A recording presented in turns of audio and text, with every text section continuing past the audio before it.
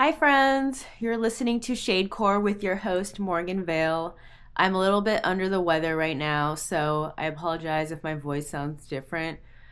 And today's case, let's move forward. Today's case has all the ingredients for the making of a thriller revenge movie. Think Girl with the Dragon Tattoo meets the Coen brothers. I don't know if you guys are movie buffs, but I am. It's a true story, however, that sparks international debate. What happens when someone reports a traumatic experience and it falls through the cracks of the system due to not having enough evidence, especially when somebody reports an RAPE? What happens when that person who reported the abuse carries all that unresolved trauma that has nowhere to go and bottles it up inside? Trauma that leads the victim to take matters into their own hands. OF model crashes out and gets revenge on a guy she's hated since back in high school. This is the story of Chelsea Perkins, who took matters into her own hands when it came to plotting the perfect revenge against somebody who had crossed her boundaries. Mathew Dunmire.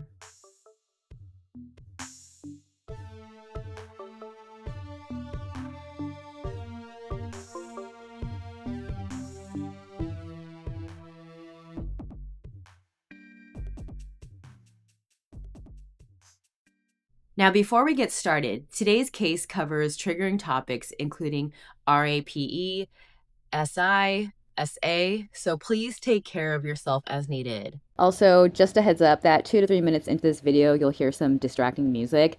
It was included in this video, if you're watching on my YouTube, to convey how some people are making reels of Chelsea Perkins. And I wanted to convey the idea that some netizens have given off.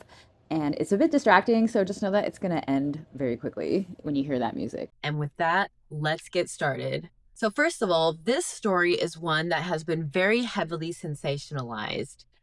And it has sparked a lot of debate, especially around the lack of resources out there for victims of sexual assault in the judicial system.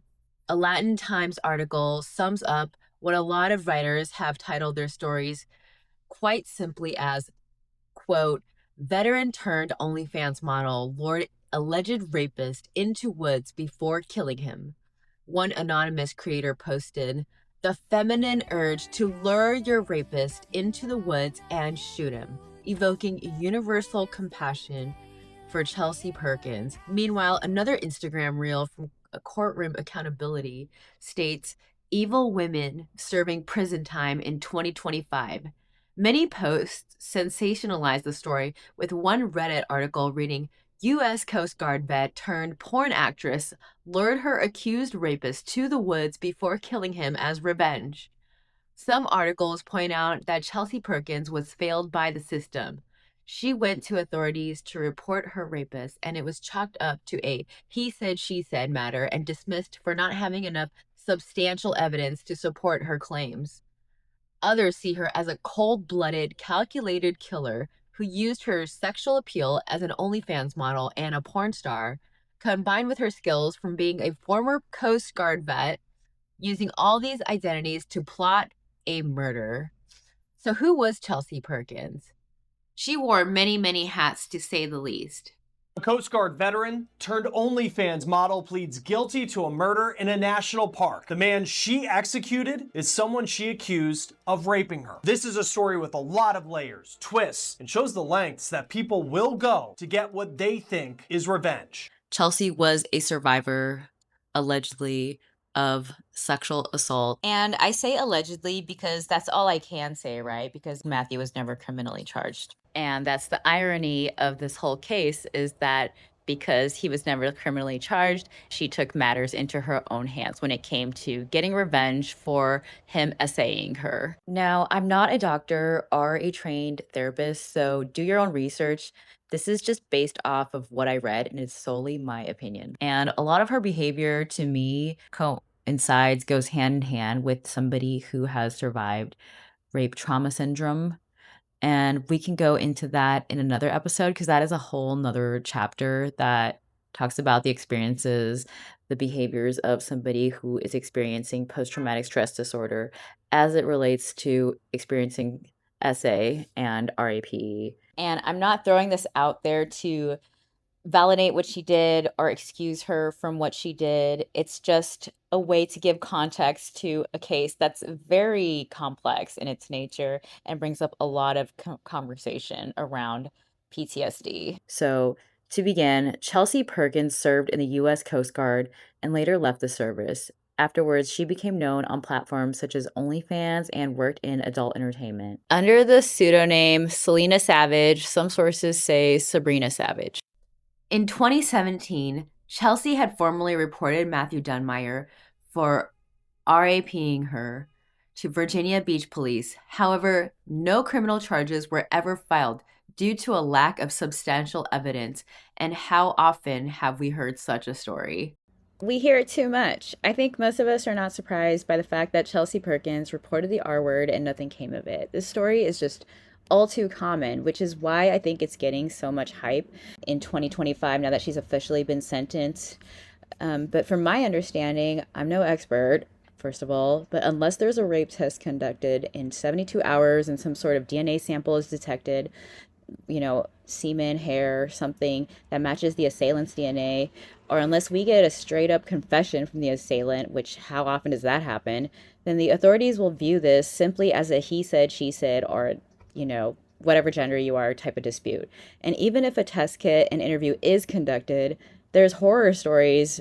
There's stories about test kits being destroyed, the police possibly victim blaming, the test kit might just sit in an evidence room collecting dust. I've heard stories about test kits being mailed, the test results being mailed to the victims' home addresses for their parents to read, despite the victims clearly stating a change of address. Like, it's just sad that these situations happen, and it makes sense why most victims don't even bother going to the police. It's just so hard to prove that this happened. I don't know the details of what she reported, so please comment in the section below if you have more information on that. It's been kind of difficult to find. However, I did listen to a few other podcasts about this case, and there was another woman who is unnamed that has also reported being a victim of Mathew Dunmire's for very similar circumstances. He was also never criminally charged for that case as well, I will add. So if these two testimonies from these two different women who fell victim to Mathew Dunmire are both true,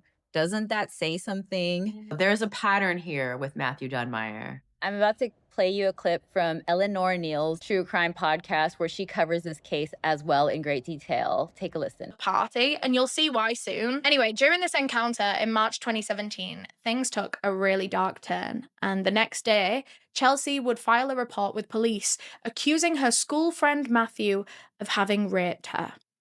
Police carried out initial investigations. Obviously, Mathew was contacted, and he did admit to police that the two of them had sex that night, though he insisted it was entirely consensual. As we saw in the episode that we did on Conor McGregor's sexual assault case, it is so incredibly hard for a woman to prove in a court of law that she wasn't a consensual participant in a sexual encounter. If a man confesses to having had sex with her, but he says that it's consensual, then that makes it a he said, she said argument, which is almost impossible to get a conviction. Much to Chelsea's utter distraught, police concluded that there just wasn't enough evidence to take the matter further, and her rape case was dropped. This absolutely devastated her. I mean, she'd just gone through one of the most traumatic attacks a person can go through and was made to feel like she was lying about it. This ordeal changed Chelsea forever.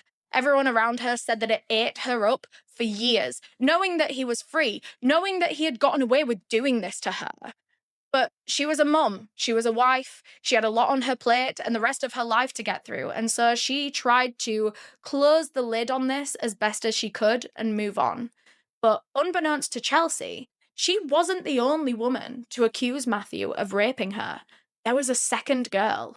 I couldn't tell you exactly when, if it was before or after Chelsea's encounter, but it was roughly around that same time when another woman reported Mathew to the police. Officers who had access to both reports described Chelsea's accusations and this other woman's accusations as being strikingly similar.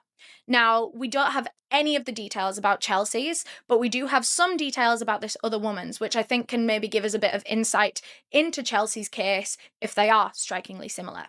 The other woman alleged that she had fallen asleep or passed out during a party, and she woke up to Mathew Dunmire sexually assaulting her. And this is what led us to think that Chelsea and Mathew might have crossed paths at a party or something like that, at least somewhere where there's a lot of alcohol, because we know that Mathew is a big drinker. Perhaps he's someone that doesn't know his limits. Perhaps he is someone that turns into a completely different person when he's got a few drinks in him.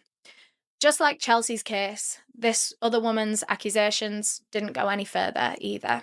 There wasn't enough evidence.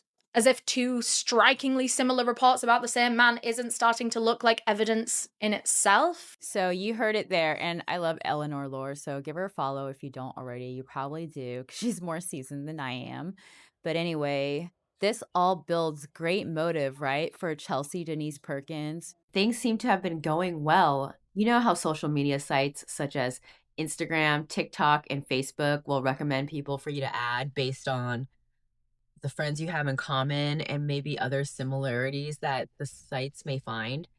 And you know how sometimes they might recommend people you don't want to add or people from your past you might want to forget? I think that all of us can say that that has happened at one point or another, where Facebook, Instagram, or TikTok may have recommended somebody from our past that we don't really want to think about. And this is exactly what happened when it came to Chelsea Perkins. Facebook actually recommended that she add Mathew Dunmire. And it's a website. It doesn't know any better, right? It only knows how similar of a circle you have. And that's kind of what it goes off of. Or it goes off of your past employment. There's a lot of other things that it takes into account. We don't know too much about Chelsea's life other than the fact that she was married to somebody from the Coast Guard. She had left the Coast Guard, had children. She lived in Arlington, Virginia at the time that the crime happened. And then after that, was living in Pensacola, Florida, and was marketing herself under the name Selena Savage. Some sources say Sabrina Savage, under this edgy goth girl look. And a lot of pictures are now up of her with firearms, so she was going for an edgier look. And up until that point, things were seemingly calm on the outside. COVID was happening. People were getting into content creation. There were, I guess you could say, a lot of girls that are into Burning Man, whatever, that have this edgier look. It doesn't mean that somebody's going to go out there and commit a murder. So it's the part of the case that's been sensationalized the most in media. People like to debate whether that her participation in OF OnlyFans was a red flag, whether it was a sign of her previous trauma. People can debate all of it all day, so I'm just going to leave that there. So Chelsea's a mom. She's a content creator. She's an ex-Coast Guard living in Arlington, Virginia, living her life until that Facebook recommendation popped up with Mathew Dunmire's face. And she messaged a friend saying, "I don't know how he can live with himself," and began to plot her revenge. Chelsea ended up adding Mathew on Facebook, and the two started to hit it off with very provocative messages that made it very clear to him that he was going to get some, if you catch my drift. And this was all part of her plan that was very calculated. On March 5th of 2021, Mathew was with his coworkers, and he told all of them that he planned to meet a woman visiting from out of town. Despite being married with 2 children of his own, Mathew was living in a different town than his wife. 31-year-old Mathew was living somewhere near Cleveland, Ohio, an aspiring musician, and his wife was living, I believe, in Virginia with her kids. I don't understand if they were in an open relationship or they were having a fallout, but his baby mama was aware that Mathew was meeting up with a girl. I believe it was on March 5th that he sent a message to his baby mama saying, "Are you mad? Don't worry, I pissed her off." It was something along those lines that showed that their relationship was tense in itself. And it also makes me wonder, were things tense between him and Chelsea on March 5th in that Airbnb hotel in Cleveland? What happened? Was she actually bringing up her past in the 2017 rape allegation, or was he just sending that text to be kind of cheeky with his baby mama? Either way, it's weird. But back to his coworkers, he was speaking of this woman that he was going to meet up with, that one of his coworkers actually led him outside to where he was picked up from work in a white smart car, which was driven by Chelsea, and we know now it was her husband's. On March 5th, 2021, Chelsea picked up Mathew and they spent the night at the Airbnb she rented. The next morning, March 6, 2021, they drove to Cuyahoga Valley National Park. Apparently, it was under the pretense of shooting a pornographic film for her OnlyFans account. They visited the Terra Vista Natural Study Area, a hiking trail located in Valley View, Ohio. The two hiked deep into the woods, hiking off trail into a wooded area of the park, and that was when she found the opportunity to take out her loaded 9mm Springfield pistol she brought with her to shoot him in the back of the head, killing him instantly, execution style. Immediately after the murder, I don't know what was going through Chelsea's head, but they had hiked so deep into that national park that Chelsea herself reportedly got lost, and she had to ask a couple for directions out of the national park. The couple remembered Chelsea and would later recall her to investigators due to her memorable look. First of all, she has a neck tattoos. You can't really forget somebody who has ink all across their neck. And she also was wearing combat boots instead of hiking shoes. And the couple pointed out that they thought this was odd. Authorities eventually found Chelsea, tying her to the scene of the crime through GPS data, DNA found on Mathew under his fingernails and on his pubic hair.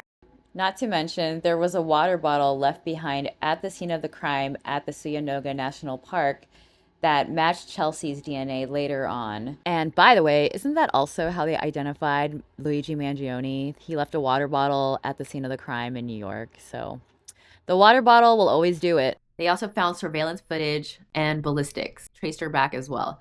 Personally, I don't believe that Chelsea did the best job covering up the crime scene. First of all, it didn't help that Mathew has a loud mouth. Despite being married with 2 children and being this some sort of family guy that some articles have pinned him as, he was very open with his coworkers and friends about the fact that he had a date, or at least was planning to go on a date, with an OnlyFans model. Chelsea had driven more than 300 miles from Alexandria, Virginia to Cleveland, Ohio to pick up Mathew. And that's one thing that I'm curious to know more about. Let me know in the comment section if you know more details about this. Did Mathew know that Chelsea was from his past, or did he forget about the whole RAPE accusation that she had against him? What was going on with that? Was he aware that she was the same girl, and did he just assume she had gotten over it, or did he think she was a different girl altogether? Did she change her appearance, or was it under the pretense that all is forgiven? I mean, that's one part of the story that really frustrates me. Did that ever cross his mind at all? Like, oh yeah, this is a girl that accused me of SA in the past, but it's over now. We're cool again, and she's gonna take me out on a date and book the Airbnb in Cleveland and pay for all of it with her credit card. And it frustrates me because I can't find any information on it. Is that something Chelsea has ever spoken up about? Whether she conned him as a completely different woman from his past, or than one that was from his past. And it's also frustrating because there's men out there who genuinely, I know, believe that a woman could come out and forgive and forget and go on a date, and that's probably happened before. There's also another theory that the two met up to reconcile, and this is what her defense team also argued, was that she was traumatized and then she was drawn to the decision to shoot in that moment out of trauma, PTSD. So there's different theories. So that's one part of the story that I'm missing the information on. Chelsea's defense team did argue that the two originally met to reconcile their differences, and then she suffered PTSD, and that's what resulted in the murder. That is their defense. So what do you think happened? Circling back to the topic about the clues, the hints that Chelsea left behind, Mathew was very open with his coworkers who he worked at a screen printing shop with. Just 4 days prior to his death, he had told coworkers and friends at a bar who he hung out with outside of work that he was going to meet this girl who was in town for the weekend. So much so that when the time came for the big hangout day that Mathew told his coworker about, his boss even was so curious he took a peek and walked Mathew out to get a good glimpse of this girl who was picking him up on March 5th, 2021, in her white smart car, which we know now was Chelsea's husband's car. And there's no evidence that Chelsea's husband was aware of what was happening, and his name has been kept private, possibly because he's still tied to the Coast Guard, possibly to protect him as well. I mean, I should say it's been relatively kept out of articles. You can come across it.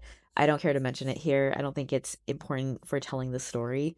My point is that his coworkers were able to identify Chelsea, identify her car when questioned by authorities, that she was driving a white smart car. According to press release from the United States Attorney's Office, Federal agents got a search warrant and looked through Chelsea's home eventually, where they found 3 9mm pistols, and forensic testing also later matched the DNA on one of Chelsea's firearms. Second, the car. She didn't do a good job hiding that either because she picked him up from work. License plate readers showed the car belonged to Chelsea Perkins' husband. Investigators later learned that Chelsea and Mathew drove to an Airbnb, which Chelsea had rented using her credit card. And this car was also seen crossing state lines through surveillance footage, through traffic footage. They would see footage of her driving the car, not her husband. And after spending the night with Mathew Dunmire, Chelsea sent a Facebook message to her tattoo artist in Detroit saying that she was making a quick stop before coming up to Detroit to get the tattoo, which later we find out that she got a tattoo of a noose with the words "tighten up." Like, tighten that rope. She got tightened up, and it's a picture of a noose. She got that tattoo afterwards when she drove to Michigan to her friend's tattoo parlor. Not only that, she unfriended him on Facebook. So Chelsea continued to live her life as a free woman for the next 9 months. So when I say they traced DNA back to her, they found footage of her driving the car and footage of her with Mathew and her credit card being used at that Airbnb where Mathew was with her. All of that sounds like it was really quick, but as we know, these detective cases can take very long. And not only that, it was across state lines, and it was also on federal property, which means the FBI was now involved, and this case was taking a minute. It took 9 months for them to arrest her or to go to her house with a search warrant. And they had been building a profile around her this whole time, but they were looking for something to finally, a smoking gun, you could say. And she was living in Virginia at the time of the crime, but when they found her, she was living in Pensacola, Florida. She had moved with her family. And when the police showed up, she was apparently cooperative. She let them search her house where they recovered Her phone, and that's where forensic data showed that she had a deleted fake suicide note that she had written for Mathew, which even though it was never transferred onto his phone from hers, it shows premeditation. They also found messages between her and her friend where she talks about Mathew saying he will get his someday. Investigators at this point were aware of the 2017 allegation she had made against Mathew, so you had motive. Chelsea wanted revenge. In Chelsea's home, investigators also recovered 3 firearms, I believe, and the 9mm Springfield, which ended up being linked to the bullet that was recovered from Mathew's body. Forensic testing connected the bullet from Mathew's head to Chelsea's DNA, and also on that water bottle at the crime scene, they also matched the DNA found on Mathew's body. Chelsea was arrested on December 9th of 2021 on a Thursday. While this whole investigation was happening, as we know, sometimes victims' families are completely left in the dark, and that can drive some people, if not all people, I would imagine, absolutely off the wall crazy. To make matters worse, this crime, remember, had happened on interstate lines, and it also occurred on federal property at the national park. So it was punishable to a higher degree. The FBI was involved, and there were different institutions in different states having to communicate with each other, confirm lab tests, confirm data. So all of that combined also made this case possibly take longer than it would have otherwise, and that's already excruciating for the family. And in the case of Mathew Dunmire's mom, Tommy Lynn Dunmire, this was the case. She was becoming increasingly unwell and obsessed with this case. In a devastating plot twist, though, that nobody saw coming. I mean, nobody saw any of this coming, right? But this was just completely out of left field. Nobody saw this coming except maybe, arguably, Mathew's father, okay? And I'll elaborate more on that soon. Anyway, this part of the story I don't think receives as much press and attention as the rest of the story does, which is already, the rest of the story is already a hard pill to swallow. But this part of the story is just a completely crazy, gut-wrenching mind warp that a lot of people don't seem to know about. Because the case took a turn, okay, in the aftermath. Mathew's own parents were having a really hard time with their grief in losing Mathew and not knowing who the culprit was, especially Tommy Lynn, Mathew's mother. So Mathew's parents were Tommy Lynn Dunmire and his father, John Nelson McKeon. And I don't believe the two were married. Some refer to John as his stepfather. I don't know if he's the stepfather or the biological father and the two never got married or what. But Tommy Lynn was said to just be spiraling. After Matthew's death, she was losing sleep, doing her own research, as I'm sure many of us would have done if we had lost our children.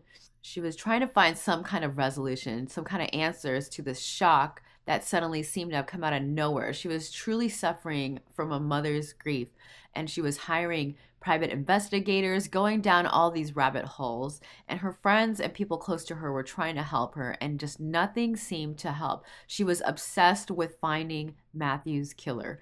And to her, it seemed that the police weren't doing enough. Like, this investigation was not moving fast enough, and she needed to take matters into her own hands. That's how she felt. In November of 2021, Tommy Lynn hatched a plan to avenge her son's murder. She believed she had found out who the killer was. She believed she had found Chelsea Perkins. She dressed up as a UPS worker. Her partner, John, came along with her for the ride, also dressed as a UPS worker, and the two of them drove to Washington, D.C. with their plan to avenge their son's killer. When the woman answered the door, Tommy Lynn was dressed in a delivery driver's outfit with a package for the woman. The package, however, was not a package. It was a cardboard cutout with a loaded gun inside. Tommy Lynn fired 2 shots into the woman's stomach and ran off. And what's messed up is that this was not Chelsea Perkins. She had the wrong woman. And luckily the woman's husband was at home and he was able to call 911. And by some miracle of God, this woman was saved. I mean, I'm sure she has a lifetime of trauma and physical challenges ahead of her, but it is a miracle she lived and Tommy Lynn did not become a murderer. John, her husband, would later state, "This whole thing has been devastating to myself and my family. I lost 2 people I love very much to this heinous act." John pleaded guilty to accessory after the fact to assault with intent to kill, and he has been given a 3-year sentence. However, things worked out differently for Tommy Lynn. Police were onto them soon after the shooting occurred, which they did not know. Tommy Lynn and John were still switching out the license plate. And shortly after, the police pulled her over, and that was when Tommy Lynn shot herself in the head. She was rushed to the hospital, but she didn't make it, and 2 weeks later, she died from her injuries.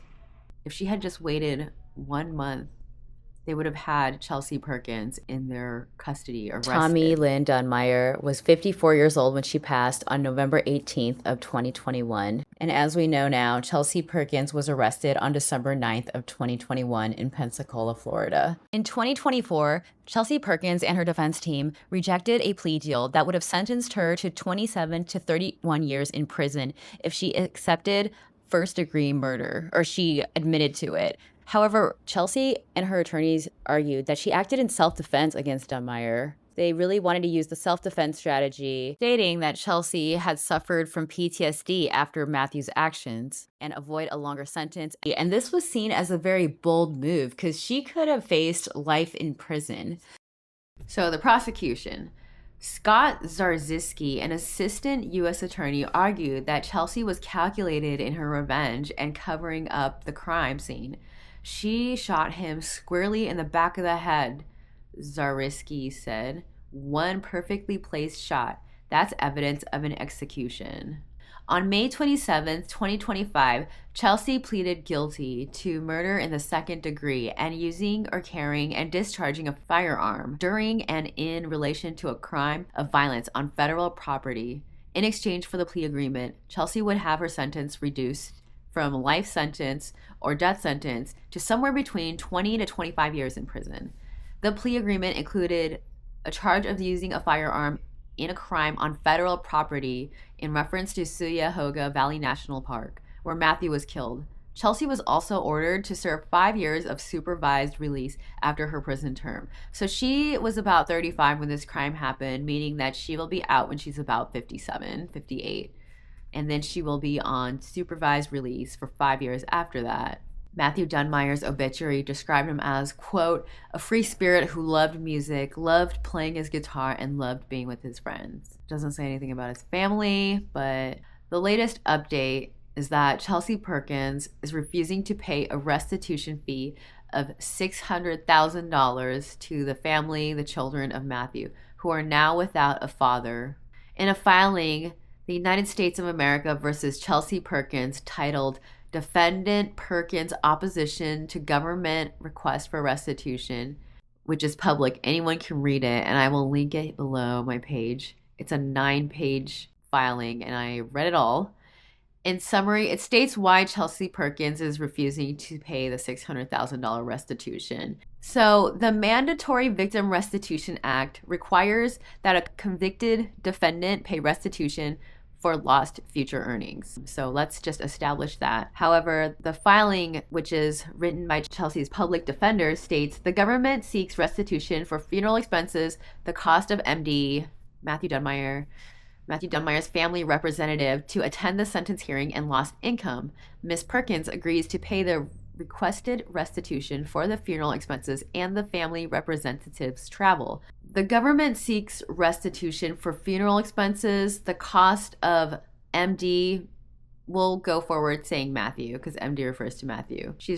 She's agreed to pay for funeral expenses, the cost of Mathew's family representative to attend the sentence hearing, and lost income. Ms. Perkins objected, however, to the requested restitution for lost income, and it goes on to give the reasons why Chelsea will pay for everything but the restitution.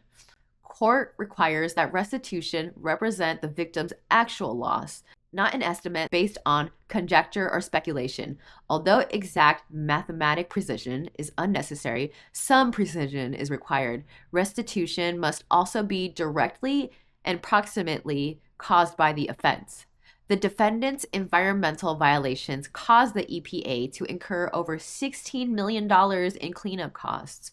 The court affirmed a $10 million restitution order because the government proved its losses through detailed Scorpio's cost report and sworn testimony from an EPA coordinator. Basically, it's saying that the court was able to prove that Chelsea owes $10 million in restitution for the cost of cleaning up possibly Mathew's body from the national park where she shot him, which is insane. That is so much money, but I don't doubt it. However, it said that the court has not successfully been able to prove that Mathew's estimated loss is $600,000, which she would owe in restitution. It goes on to say, the government has not met its burden under 18 U.S.C. Article 3664E to prove Mathew's alleged lost income, and that the only support offered is an unsworn 2-sentence letter from Mathew's employer stating that he earned $15 per hour and typically worked full-time, 40 hours a week. No pay stubs, tax filings, sworn affidavits, or expert analysis were produced to verify the length of his employment, consistency of his hours, or what reasonable living expenses he may have incurred. Because when calculating restitution for lost future income under MVRA, that act I talked about, a court must discount future earnings to present value and deduct the victim's actual loss, not gross earnings. So, in summary, that was a lot of court language. It's saying that the court didn't provide sufficient evidence to prove what Mathew would have earned in the next few years had he been alive, because there were no pay stubs, there was no tax filings, anything such as that. Whereas when it came to the cleanup amount at the national park, the courts were able to prove what the estimated loss that Chelsea would owe was.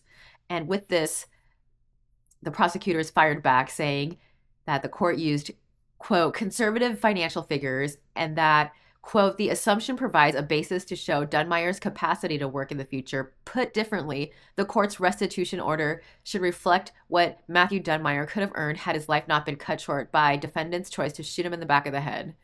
So that was their response.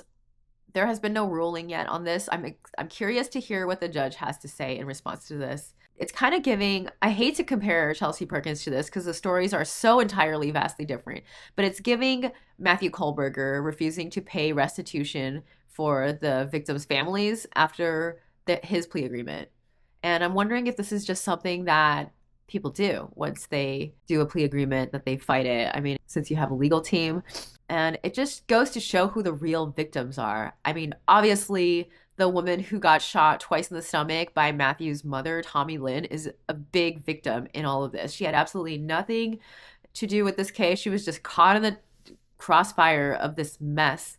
And secondly, the other biggest victims who have the most to lose in this case are the children. Remember, Chelsea Perkins has 2 children of her own, and Mathew Dunmire has 2 children of his own. And even though he didn't sound like the best father, I really feel for his baby mama because she is going to have to figure out a way to make it. Yeah, it's terrible. So this is the case I have for you today. What is your opinion? This is a very Polarizing case. I see debates on Reddit. What do you think? What is your opinion on this case?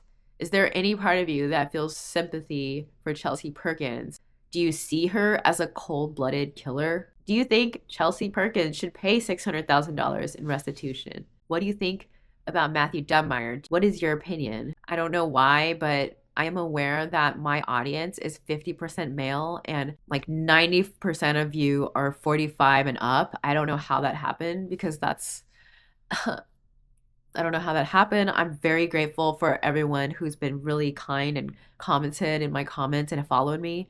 So I'm really curious to see the comments with this post because it sparks a lot of debate. And I'm curious to see what happens next as this case moves forward. I mean, with the restitution portion, of course, the rest has been decided. You're listening to ShadeCore. I will see you next week. Thank you for watching.